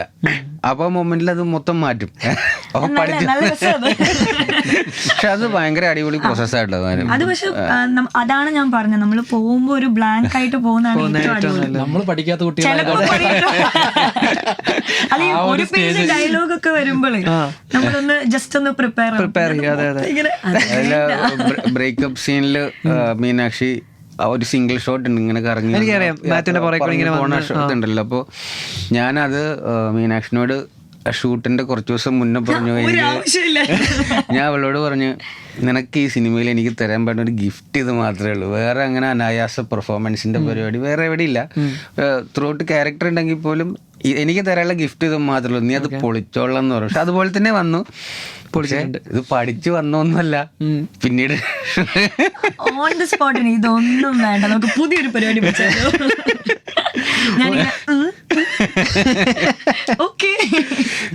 രണ്ടു ദിവസമായിട്ടിരുന്ന് ഇത് മൊത്തം 1.5 പേജ് ഡയലോഗ് മൊത്തം കാണാതെ പഠിച്ച്. എന്റെ അടുത്ത് ഇതൊന്നും പറഞ്ഞില്ലായിരുന്നെങ്കിൽ ഒരു പ്രശ്നമില്ല. അതിന് മുന്നേ വോയിസ് പക്ഷേ ഇതാണ് മെയിൻ പരിപാടി. അന്ന് തൊട്ടിരിക്കും അയ്യോ എന്ത് ചെയ്യും ഞാൻ. എല്ലാം പഠിച്ചപ്പോ വേണ്ടെന്ന് പറഞ്ഞ് നമുക്ക് വേറെ പരിപാടി പഠിക്കാം. എൻറ്റയർലി ഡയലോഗ്സ് മൊത്തം അങ്ങോട്ട് ഫുൾ അങ്ങോട്ട് അതിൽ എഴുതി വെച്ചതിലത്തെ കണ്ടന്റ്സും വാക്കുകളും എടുത്ത് മനസ്സിലായി, ഫ്രഷ് ആക്കി. പക്ഷെ അത് രസമായിരുന്നു കേട്ടോ പുൾ ഓഫ് ചെയ്യാൻ. അതിനൊപ്പം ഇവര് നിന്നത് കൊണ്ടാണ് എനിക്കത് ചെയ്യാൻ പറ്റുക. എനിക്ക് തോന്നുന്നു ഓഡിയൻസ് എനിക്ക് ഇപ്പൊ മെസ്സേജ് അയക്കുന്നതും ആ സീനിനെ പറ്റി. ആ സീൻ അത് ഭയങ്കര ഹൈലൈറ്റ് സീനാണ് തന്നെ. ഇപ്പൊ ഈ പഴയകാലം കാണിക്കുന്നതുകൊണ്ട് ഞാൻ പിന്നെ ആ ഒരു പോയിന്റ് പറയാണ്. ഇപ്പോൾ ആ കാലഘട്ടത്തിലുള്ള പാട്ടുകളൊക്കെ നോക്കിയാൽ അതിനകത്ത് ഡാൻസ് ഉണ്ട്. അപ്പൊ അതിനകത്ത് റൊമാൻറ്റിക് സോങ് വന്നു കഴിഞ്ഞാൽ എന്തായാലും ഡെഫിനറ്റ്ലി ഡാൻസ് കാര്യങ്ങളൊക്കെ ഉണ്ട്. പക്ഷെ ഇത് വന്നപ്പോഴത്തേനും ഇപ്പൊ ഹിറ്റ് നിൽക്കുന്ന പാട്ടാണ് കലമാന എന്നുള്ളത്. അപ്പൊ അതിനകത്ത് പക്ഷെ ഡാൻസ് ഇല്ല. ഇവരുടെ ആ ഒരു ബ്യൂട്ടിഫുള്ളി പ്രസന്റ് ചെയ്തിട്ടുണ്ട്, പക്ഷെ അതിൽ ഡാൻസ് ഇല്ല. അതുകൊണ്ട് അതിൽ ഡാൻസ് വെക്കായിരുന്നു. ഡാൻസ് എവിടെ പോയി എന്ന് പറഞ്ഞു സ്റ്റോറി ഉണ്ടോ? ഡിലീറ്റ് ചെയ്തതിലത്തെ ഒരു സാധനം അതായിരുന്നു. ഡാൻസിന്റെ അതുകൊണ്ടല്ല, അത് ആ സോങ് തന്നെ വേറെ ആയിരുന്നു, വേറെ പാട്ട് തന്നെയായിരുന്നു. ഭയങ്കര എന്താ പറയുക, ഒരു ഉത്സവം കൈൻഡ് ഓഫ് അങ്ങനെ ബീറ്റ്സും പരിപാടിയൊക്കെ ഉള്ള സോങ് ആയിരുന്നു. അപ്പോൾ ഡാൻസേഴ്സും കൊറിയോഗ്രാഫറും എല്ലാം ഭയങ്കരമായിട്ട് ഷൂട്ട് ചെയ്താ. ഷൂട്ട് ചെയ്യണതിൻ്റെ 2 ദിവസം മുന്നേ എങ്ങാണ്ട് ആ സോങ് കിട്ടിയത്. അപ്പോൾ അത് വെച്ചിട്ട് ഷൂട്ട് ചെയ്യല്ലാതെ വേറെ വഴിയില്ല. അപ്പോൾ അത് വെച്ച് ഷൂട്ട് ചെയ്തു. പക്ഷേ ലിപ് മൂവ്മെന്റ്സ് ഒന്നും ഇല്ലാതെ ഷൂട്ട് ചെയ്തത് കാരണം രക്ഷപ്പെട്ടു. അപ്പോൾ ഞാനിങ്ങനെ അതിനുശേഷം ഷൂട്ടൊക്കെ കഴിഞ്ഞ് എഡിറ്റ് ഒന്ന് ലോക്ക് ചെയ്തിട്ടൊന്ന് ഫ്രഷ് ആവാൻ വേണ്ടിയിട്ട് ഞാൻ ഒരു ട്രാവൽ പോയി. പോയിട്ട് തിരിച്ചു വരുന്ന സമയത്ത് എനിക്ക് ആദ്യം മുതൽ ഇത് അങ്ങോട്ട് ഇഷ്ടപ്പെടണല്ലോ ഈ സോങ്. പക്ഷേ ആരും എൻ്റെ അടുത്ത് പറയാൻ മടിച്ചിട്ടാണോ എന്ന് അറിയില്ല, കൊള്ളൂല എന്ന് പറയണില്ല. പക്ഷെ എനിക്ക് പേഴ്സണലി അറിയാം വർക്ക് ആവണില്ലാന്ന്. അവനിരിക്കുമ്പോൾ ഞാൻ പെട്ടെന്ന് മറ്റേ ആ സോങ് റെഫറൻസ് എടുത്ത് ഏതാന്ന് പറയണില്ല. റെഫറൻസ് അല്ലേ? ഡീസൽ സോങ് അല്ലേ? Beer song 1000 beers. Okay, 1000 beer song. Yes. അത് ഏതായിരുന്നത്? പച്ച അത് എൻ്റെ വൈഫാട്ടോ സജസ്റ്റ് ചെയ്ത് എനിക്ക്. അങ്ങനത്തെ ഒരു പാട്ടല്ലേ നോഫലിക്ക് ഇപ്പോൾ ട്രെൻഡ്, അതൊക്കെ അങ്ങനെയൊക്കെ വല്ലതും ചേർന്നു. അപ്പം ഞാൻ നേരെ ട്രാവലിൻ്റെ ഇടയ്ക്ക് എൻ്റെ അസിസ്റ്റൻറ്റിനോട് വിളിച്ച് പറഞ്ഞിട്ട് ആ സോങ് വെച്ചിട്ട് ഒന്ന് അതിനനുസരിച്ച് റീസെറ്റ് ചെയ്യ്, എന്നിട്ടൊന്ന് എനിക്ക് അയച്ചതാ എന്ന് പറഞ്ഞു. അപ്പോൾ അവൻ ജസ്റ്റ് ഇത് മാച്ച് ചെയ്തിട്ട് അയച്ചു തന്നപ്പോൾ ഭയങ്കര സിങ്ക് ആ സോങ്ങിന്. അപ്പം ഞാൻ എന്ത് ചെയ്യുന്നു വെച്ചാൽ ഞാൻ ട്രാവലിൽ നേരെ അന്ന് പിറ്റേ ദിവസം എത്തി അതിന് വേണ്ടി റീസെറ്റ് ചെയ്തിട്ട് ആ സോങ് വെച്ച് എഡിറ്റ് ചെയ്തിട്ട് മ്യൂസിക് ഡയറക്ടർക്ക് കൊടുത്തു. അപ്പൊ അവര് പറഞ്ഞു സെറ്റ്, ഞങ്ങൾ എങ്ങനെ അങ്ങോട്ട് ആ സോങ് അങ്ങനെ ഉണ്ടായത് ആ സോങ്. അതെ അതെ, നേഹ അവർക്ക് എൻ്റെ അടുത്ത് പറയാൻ മടി, ഇത് ഷൂട്ട് ചെയ്തിരിക്കല്ലേ നമ്മള് ഡാൻസും പരിപാടിയൊക്കെ ആയിട്ട്, എങ്ങനെ മാറ്റാൻ പറയുന്ന അവർക്കും മടി. ഞാൻ പറഞ്ഞത് ഭയങ്കര ഹാപ്പി ആയി അവര്. അപ്പൊ ഇപ്പൊ കാണുന്ന വിഷ്വല് വേറെ പാട്ടിന് വേണ്ടി ഷൂട്ട് ചെയ്ത് വെച്ചതാണ്. അതിൽ ഡാൻസും എടുത്ത് കളഞ്ഞു, പാട്ടും എടുത്ത് കളഞ്ഞു, വേറെ പാട്ടും വെച്ച് സിങ്കുമായി. അടിപൊളി. ഓക്കെ. അല്ല, അപ്പൊ ഈ ഡാൻസ് എന്തായാലും സിങ്ക് ആവത്തില്ലായിരുന്നു, ഇപ്പൊ ഉള്ള പാട്ടിന് എന്തായാലും സിങ്ക് ആവത്തില്ലായിരുന്നു. ഇല്ലായിരുന്നു. അപ്പൊ അങ്ങനെ ഈ കറക്ഷൻസ് വരുമ്പോൾ ഇത് ഭയങ്കര ഇതല്ലേ, അതായത് നിപ്പിൽ ഈ സോങ് ചേഞ്ച് എന്നൊക്കെ പറഞ്ഞൊരു മേജർ. പക്ഷെ പല സിനിമ ഏതൊക്കെയാന്ന് ഞാൻ ഓർക്കണില്ല. ഞാൻ ഒരു 10-35 സിനിമ എഡിറ്റ് ചെയ്തതിൽ പല ഇതും ഇങ്ങനെ സംഭവിച്ചിട്ടുണ്ട്. സോങ് മ്യൂസിക് ഡയറക്ടർ തന്ന സോങ് നമ്മൾ റെഫറൻസ് വെച്ച് പൊതുവെ എഡിറ്റേഴ്സ് തീരുമാനിക്കുക മീൻസ് ഗ്രാഫ് സെറ്റ് ചെയ്യുമല്ലോ, ഇങ്ങനത്തെ ഇതാണ് സോങ് ഇങ്ങനെയാണ് അല്ലെങ്കിൽ ബാക്ക്ഗ്രൗണ്ട് മ്യൂസിക് ഇങ്ങനെയാണ്, ഫ്ലോ നമ്മൾ സെറ്റ് ചെയ്യുമല്ലോ. അപ്പോൾ മ്യൂസിക് ഡയറക്ടർ നമ്മളുടെ ഈ പണി കഴിഞ്ഞിട്ടായിരിക്കും അവർ ഇന്നാവണത്. അപ്പോൾ അവർക്ക് സ്വാഭാവികമായിട്ടും അവർ ചെയ്യണ അടിപൊളി തന്നെ ആയിരിക്കും, മാറ്റമൊന്നും ഉണ്ടാവില്ല. പക്ഷെ നമുക്ക് ഒരു ഡിസ്കംഫർട്ട് ഉണ്ടാവും. അപ്പോൾ ഞാൻ നിർബന്ധപൂർവ്വം ആരുടെയും പേരൊന്നും പറയില്ല, ഇങ്ങനെ പോരുന്നപ്പോൾ ഞാൻ കൺവിൻസ് ചെയ്തിട്ട് സോങ് മാറ്റലും ഒക്കെ ചെയ്തിട്ടുണ്ട്. അപ്പോൾ അത് അവർക്ക് ആ ഡയറക്ടേഴ്സിനൊക്കെ ഡൗട്ട് അല്ല, അതെങ്ങനെ ശരിയാവും, നമ്മളങ്ങനെ ഷൂട്ട് ചെയ്തല്ലേ, കാണിച്ചു തരും ടെക്നിക്ക് ഉണ്ട്. സംഭവം അത് ആക്ച്വലി ബുദ്ധിമുട്ടുള്ള പരിപാടിയൊന്നുമില്ല. ഇതിൽ മറ്റേ ഇതിലിപ്പോൾ ഞാൻ നേരത്തെ പറഞ്ഞില്ല കാസ്റ്റിംഗ് ഭയങ്കര അടിപൊളി കാസ്റ്റിംഗ് ആണ്, ഭയങ്കര റിലേറ്റബിൾ ക്യാരക്ടേഴ്സും ഒക്കെ തന്നെയാണ്. അപ്പോൾ എനിക്കതിനകത്ത് പേഴ്സണലി എന്താ പറയുക, അപ്പാർട്ട് ഫ്രം ദ ലീഡ് എല്ലാം ക്യാരക്ടേഴ്സും പെട്ടെന്ന് എനിക്ക് ഭയങ്കര സ്ട്രൈക്ക് ആയത് ഒന്നാ പയ്യൻ, ചെറിയ പയ്യൻ്റെ ഇത് കോൺസ്റ്റബിൾ ചേട്ടൻ, മറ്റേ മീശ മാത്രം വെച്ചിരുന്ന കോൺസ്റ്റബിൾ ചേട്ടൻ, പിന്നെ SI നമ്മുടെ വിഷ്ണു അഗസ്ത്യ. പുള്ളിയെ ട്രെയിലറിൽ തന്നെ നമുക്ക് എടുത്തറിയാം. പുള്ളി ലാസ്റ്റ് ആ വീരപ്പനെ പറ്റി പിടിച്ചത് ഞാൻ എന്ന് പറയുമ്പോൾ ഭയങ്കര ഇമ്പാക്റ്റ് ഉണ്ട്. കുറച്ച് സീനിലുള്ള ഭയങ്കര ഇമ്പാക്റ്റ് ഉണ്ടായിരുന്നു ആ ഒരു ക്യാരക്ടർ. അപ്പോൾ അതൊക്കെ എന്ന് പറഞ്ഞാൽ കുറച്ച് സീനാണെങ്കിലും ഭയങ്കര ഇമ്പാക്ട്ഫുൾ ആണ്. അപ്പോൾ അത് ഇന്ന ആൾ വേണം, അല്ലെങ്കിൽ ഇന്ന ക്യാരക്ടർ തന്നെ, അല്ലെങ്കിൽ ഇന്ന മാനറിസം ഉള്ള ആൾ വേണം. അപ്പം അങ്ങനെ അതിന് പറഞ്ഞൊരു ഹോംവർക്ക് നടന്നിട്ടുണ്ടോ ഈ സിനിമയിൽ? ഈ എസ്പെഷ്യലി അഗസ്ത്യയുടെ വിഷ്ണുവിന്റെ കാര്യമാണ് ചോദിക്കണം. വിഷ്ണുവിനെ എന്നല്ല, ഈ പറഞ്ഞ എല്ലാ ക്യാരക്ടേഴ്സിനും, ഇപ്പൊ ഞാൻ പറഞ്ഞ കോൺസ്റ്റബിൾ ചേട്ടൻ്റെ ആവട്ടെ അല്ലെങ്കിൽ ആ പയ്യന്റെ ആവട്ടെ, ഇവരൊക്കെ ഈ പറഞ്ഞ പോലെ ചെറിയ ഡയലോഗ്സ് ഒക്കെ പറയുന്നില്ല, പറയുന്ന സമയത്ത് ഭയങ്കര ഇമ്പാക്റ്റ് ഉണ്ട്. അപ്പൊ അതില് എത്രത്തോളം വർക്ക് വരുന്നുണ്ട്? അത് ഈ പറഞ്ഞ പോലെ നമുക്ക് ഫ്രഷ് ആയിട്ട് എങ്ങനെയൊക്കെ ചെയ്യാൻ പറ്റും എന്നുള്ളതാണ് നോക്കിയത്. ആദ്യമേ ഞാൻ എല്ലായിടത്തും പറയാറുള്ളത്, നമുക്ക് കണ്ടോണ്ടിരിക്കുന്നവര് സബന മാത്രം ലോകമുള്ളത് കാരണം രൂപം മാറ്റാൻ പറ്റാതിരുന്നുള്ളൂ. ബാക്കി എല്ലാവരും രൂപമാറ്റം വരെ നമ്മൾ നടത്തി. വിഷ്ണു താടി വടിച്ചത് വരെ നമ്മൾ കണ്ടിട്ടില്ല. അപ്പോൾ നമ്മുടെ ആവശ്യമായിരുന്നു താടി വടിക്കണം. അതുപോലെ അബുക്ക ആണെങ്കിലും റോണി ചേട്ടനാണെങ്കിലും. പിന്നെ ആ പയ്യനെ കിട്ടിയത് അവൻ്റെ എന്തോ ഒരു റീല്, ഏതോ ഒരു ബീച്ചിൽ റീല് കണ്ടതാ. ഒരു എന്തെങ്കിലും ഒരു പ്രത്യേകത ഉള്ളൊരു കൊച്ചു വേണം അതിനുള്ളായിരുന്നു. അപ്പോൾ അങ്ങനെ കിട്ടിയത് അവനെ. പിന്നെ വിളിച്ച് കോണ്ടാക്ട് ചെയ്ത് അവനെ ട്രെയിൻ ചെയ്യിപ്പിച്ചിട്ടൊക്കെയാണ് അഭിനയിപ്പിച്ചു. പിന്നെ വിഷ്ണുവിൻ്റെ കാര്യമാണെങ്കിൽ വിഷ്ണു വേണമെന്നായിരുന്നില്ല, അതിന് പലരെയും നമ്മൾ ട്രൈ ചെയ്തിരുന്നു. അവിടെ നല്ലൊരു ഫേസ് വരണം എന്നുള്ളതായിരുന്നു. അപ്പോൾ ഷൂട്ടിൻ്റെ തലേദിവസം വരെ 2 ദിവസം മുന്നേ വരെ വേറൊരാളായിരുന്നു. പിന്നെ സഡൻലി എല്ലാവരും കൂടെ ഒരുമിച്ചെടുത്ത തീരുമാനമാണ് അവിടെ വേറൊരു ഫേസ് വന്നു കഴിഞ്ഞാൽ. പ്രൊഡ്യൂസറുടെ ഫ്രണ്ടാ വിഷ്ണു. വിഷ്ണു മതിയോന്ന് എൻ്റെ അടുത്ത് ചോദിച്ചു പ്രൊഡ്യൂസർ. അപ്പോൾ ഞാൻ ഓക്കെയാണ്, താടി പഠിക്കുമെന്ന് ചോദിച്ചു. പഠിപ്പിക്കാം എന്ന് പറഞ്ഞു. അപ്പോൾ ശരി എന്ന് പറഞ്ഞിട്ട് ഞാൻ ലൊക്കേഷൻ നിന്നാണ് വിഷ്ണുവിനെ കാണുന്നത്, കഥ പറഞ്ഞിട്ടോ ഒന്നുമില്ല. ഞാൻ വിഷ്ണു വന്നിട്ടുണ്ട് ഷേവ് ചെയ്തോണ്ടിരിക്കുക എന്ന് പറഞ്ഞപ്പോൾ ഞാൻ ക്യാരവനിൽ കയറി ചെന്ന് എന്നിട്ട് 2 പേജ് 3-4 പേജ് ഉണ്ട്, ഫുൾ കുറേ പറയണം. ഇത് കൊടുത്തു, അച്ഛനെ ഇതാണ് റെഡി ആയിട്ട് വാ. എന്നിട്ട് അവിടെ നിന്ന് പറഞ്ഞു കൊടുത്തിട്ട് ചെയ്യിപ്പിച്ച വിഷ്ണുവിനെ. എല്ലാവരും ഇങ്ങനെയൊക്കെ വേണമെന്ന് ഡിസൈൻഡ് ആയിരുന്നു, അതിൽ തർക്കമൊന്നുമില്ല. ഇപ്പൊ ഇതിനകത്ത് എന്താ പറയാ, ഇപ്പോൾ ഹൊറർ ജോണറാണ് കാണിക്കുന്നത്. ഇപ്പോൾ ആൾക്കാർ ഒരുപാട് മാറിയിട്ടുണ്ട്. ഇപ്പോൾ എല്ലാവരും ഈ പറഞ്ഞ പോലെ OTT വന്നു. ഒരുപാട് പേര് ഈ പറഞ്ഞ വേൾഡ് സിനിമ എല്ലാം ബാരിയേഴ്സും ക്രോസ് ചെയ്ത്, ലാംഗ്വേജ് വൈസ് ആവട്ടെ, റീജിയൻ വൈസ് ആവട്ടെ, ജോണർ വൈസ് ആവട്ടെ, എല്ലാവരും എല്ലാത്തിലോട്ടും എക്സ്പോസ്ഡ് ആണ്. അപ്പോൾ അതുകൊണ്ട് തന്നെ ഇപ്പം ഇറങ്ങുന്ന കുറേ സിനിമകളിൽ ഒരു ഇൻവെസ്റ്റിഗേഷൻ മൂവി ആണെങ്കിലൊക്കെ തന്നെ അതിൻ്റെ ബാക്ക് സ്റ്റോറി കാണിക്കുമ്പോൾ ഒരുപാട് എലാബറേറ്റ് കാണിക്കുന്നില്ല. ഓഡിയൻസ് തന്നെ മൈന്യൂട്ട് ഡീറ്റെയിൽസ് നിന്ന് പിക്ക് ചെയ്ത് അവർക്കറിയാം ഈ സീനിൽ ആ സീനിൽ ഇത് കാണിച്ചിരുന്നു എന്നുള്ളത്. ഇതിലേക്ക് വരുമ്പോഴത്തേനും ഇതിനകത്തൊരു ഗോസ്റ്റ് കാണിക്കുന്ന ഒരു സീനുണ്ട്. അപ്പോൾ അപ്പാരൻ്റ്ലി ഹൊറർ മൂവീസ് ഒക്കെ ഇപ്പോൾ ഇറങ്ങുന്ന എല്ലാം ഈ ജംപ് സ്കെയർസ് ഒരു മാക്സിമം ഒരു 5 സെക്കൻഡ് പെട്ടെന്ന് വന്നു പോകുന്നതാണ്. പക്ഷെ ഇതിൽ 3-4 തവണ ഗോസ്റ്റ് വരുന്ന സമയത്തൊക്കെ തന്നെ പ്രേതത്തിന് നല്ല സ്ക്രീൻ സ്പേസ് കൊടുത്തിട്ടുണ്ട്. അപ്പോൾ അതെന്താ ബോധപൂർവം ചെയ്തതാണോ? അല്ലെങ്കിൽ എന്താണെന്നറിയാം, നമ്മുടെ ഞാൻ ഉദ്ദേശിച്ച സിനിമയിലത്തെ എൻ്റെ മെയിൻ സംഭവം ഇവൻ്റെ ചൈൽഡ്ഹുഡ് ട്രോമയും ഈ ചോദ്യം എന്ന് പറഞ്ഞ ക്യാരക്ടറും ഈ മാത്യുവിൻ്റെ ചെയ്ത ശ്യാം എന്ന് പറഞ്ഞ ക്യാരക്ടറിൻ്റെ ട്രാവലും ഈ ചോദ്യയുടെ സീക്വൻസുകൾ വർക്കായാലും ഈ സിനിമ ആക്ച്വലി വർക്കാവുള്ളൂ. അത് 100% എനിക്കറിയാം. അപ്പോൾ അതിന് വേണ്ടി നല്ലവണ്ണം പണിയെടുത്തിട്ടുണ്ട്. പക്ഷെ ഞാൻ ഒരിക്കലും പ്രേതത്തിനെ കാണിച്ച് പേടിപ്പിക്കാനോ ഒന്നിനും ട്രൈ ചെയ്തിട്ടില്ല. നമ്മുടെ ആവശ്യമേ അല്ലായിരുന്നു അത്.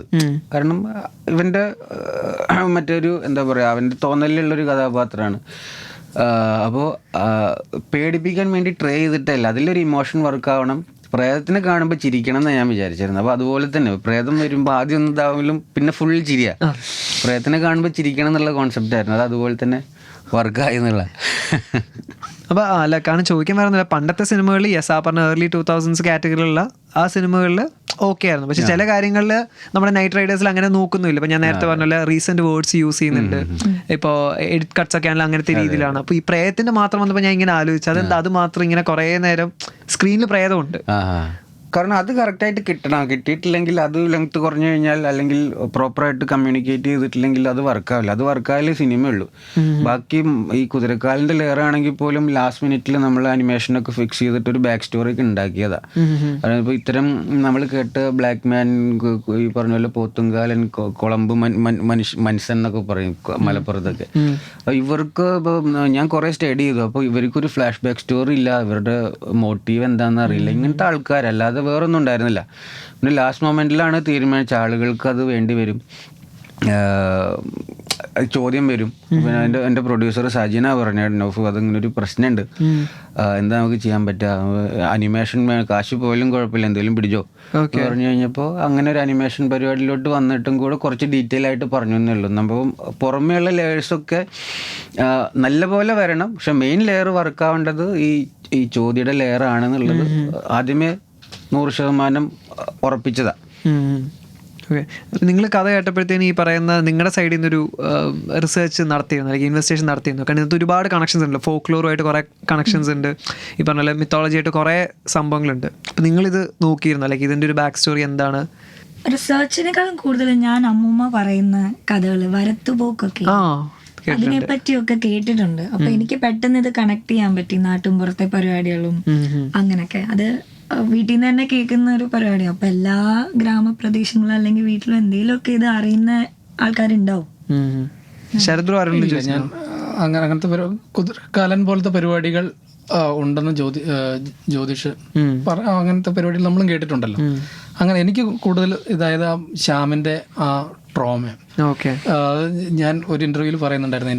എനിക്ക് ഉണ്ടായിരുന്ന ഇതേപോലത്തെ ഒരു നമ്മുടെ വീടിന്റെ പുറകില് ഒരു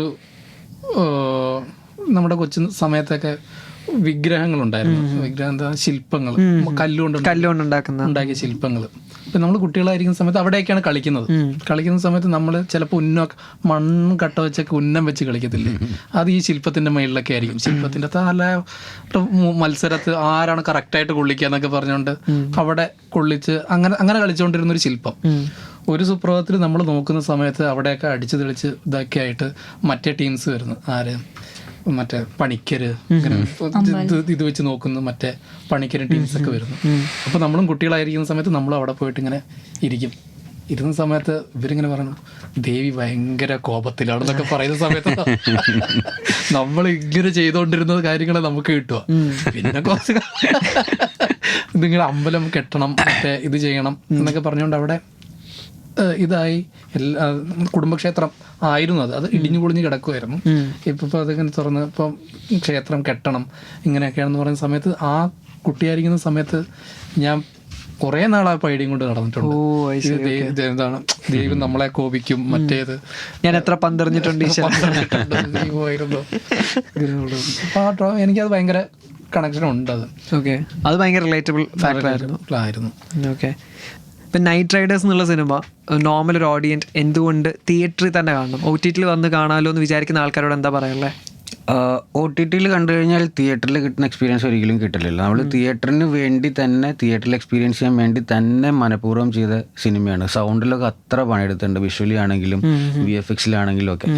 അപ്പോൾ അതൊരു നല്ലൊരു അറ്റ്മോസ് തിയേറ്ററിലൊക്കെ ഇരുന്ന് കാണുമ്പോൾ എന്താ പ്രശ്നം എന്ന് വെച്ച് കഴിഞ്ഞാൽ, ഞാൻ രാജാകൃഷ്ണനാണ് നമ്മുടെ സൗണ്ട് മിക്സ്. അപ്പോൾ പുള്ളി ഫൈനൽ മിക്സ് ചെയ്യുന്ന സമയത്ത് ഞങ്ങൾ ഒരുമിച്ചിരിക്കുമ്പോൾ അത് അത്ര അക്വസ്റ്റിക് ആയിട്ടുള്ള സ്പേസാണ്, ഭയങ്കര ക്രിസ്റ്റൽ ക്ലാരിറ്റി, ഒരു പിൻ ഡ്രോപ്പ് സൗണ്ട് പോലും കേൾക്കാം.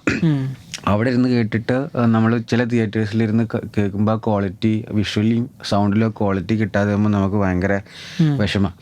അപ്പോൾ കാണുന്നവരെല്ലാവരും തിയേറ്ററിൽ തന്നെ മസ്റ്റായിട്ട് കാണാമെന്നുള്ള, എസ്പെഷ്യലി ഈ അറ്റ്മോസ് തിയേറ്ററിലെ ഏതെങ്കിലും തിയേറ്റർ പിക്ക് ചെയ്ത്, ഉദാഹരണം ജി സിനിമാസ് പോലത്തെയൊക്കെ തിയേറ്ററൊക്കെ പെട്ടെന്ന് കിട്ടിയ പേരത്. അതിലൊരു സെൻട്രൽ പൊസിഷൻ പിടിച്ചിരുന്ന് കഴിഞ്ഞാൽ കറക്റ്റ് സൗണ്ടും വിഷ്വലും കിട്ടുന്ന കിഡ്ലൻ എക്സ്പീരിയൻസ് ആയിരിക്കും. അതിലൊരു തർക്കമല്ല, അത്ര പണിയെടുത്തിട്ടുണ്ട് അതിന് വേണ്ടിയിട്ട്.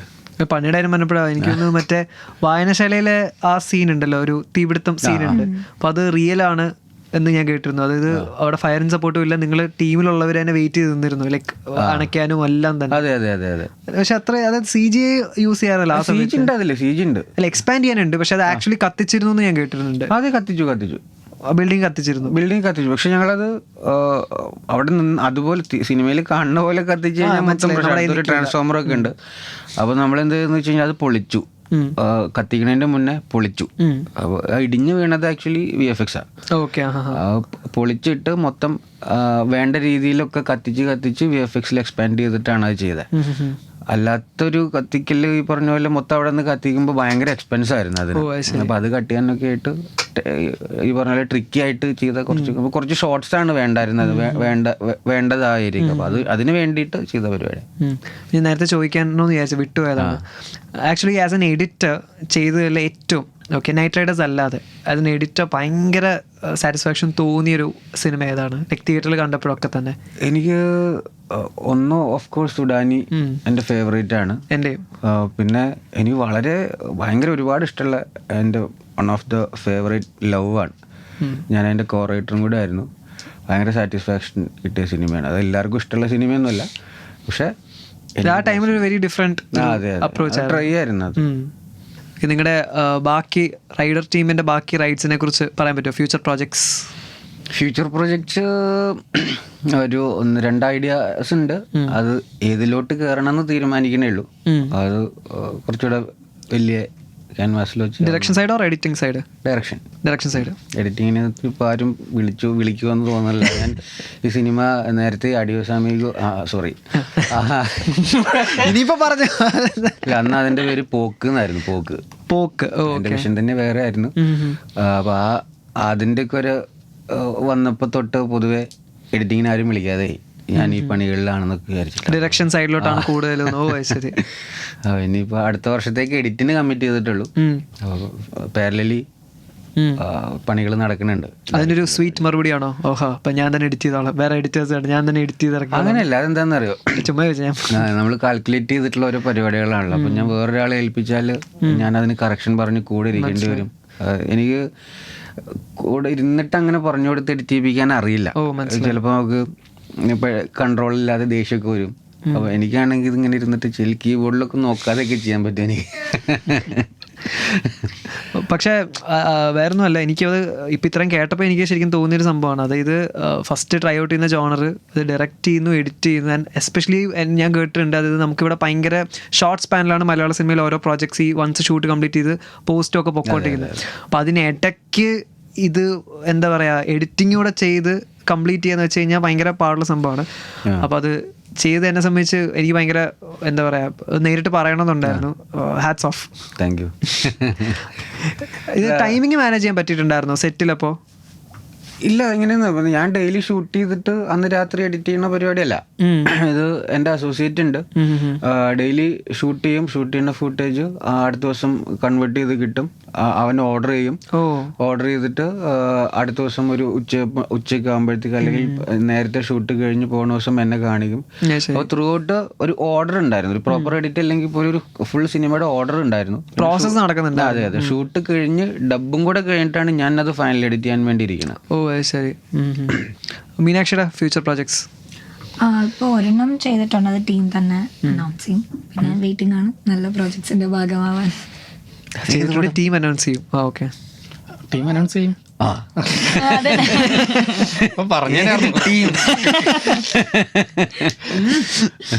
ശരത് ബ്രോ? അങ്ങനെ ടീം അനൗൺസ് ചെയ്യും. ടീം അനൗൺസ് ചെയ്യാനേ ഉള്ളൂ. ചെയ്തത് ടീം അനൗൺസ് ചെയ്യും. ഓക്കെ. ആദ്യമേ എന്നാ പിന്നെ ഇത് പുറത്ത് പറയാൻ പറ്റത്തില്ലെന്ന് പറഞ്ഞ അത്ര അതല്ലേ കുറച്ചുകൂടെ നല്ലത്. വലിയ പരിപാടി. ഓക്കെ. അപ്പോൾ എന്താണെങ്കിലും നൈറ്റ് റൈഡേഴ്സ് അടിപൊളിയായിട്ട് റൈഡ് തുറന്നുകൊണ്ടിരിക്കുകയാണ്. സോ നിങ്ങളുടെ ഫ്യൂച്ചർ പ്രോജക്ട്സ് ഒക്കെ തന്നെ അതുപോലെ അടിപൊളിയായിട്ട് വരട്ടെ. അപ്പോൾ thank you so much for coming to club FM. Thank U.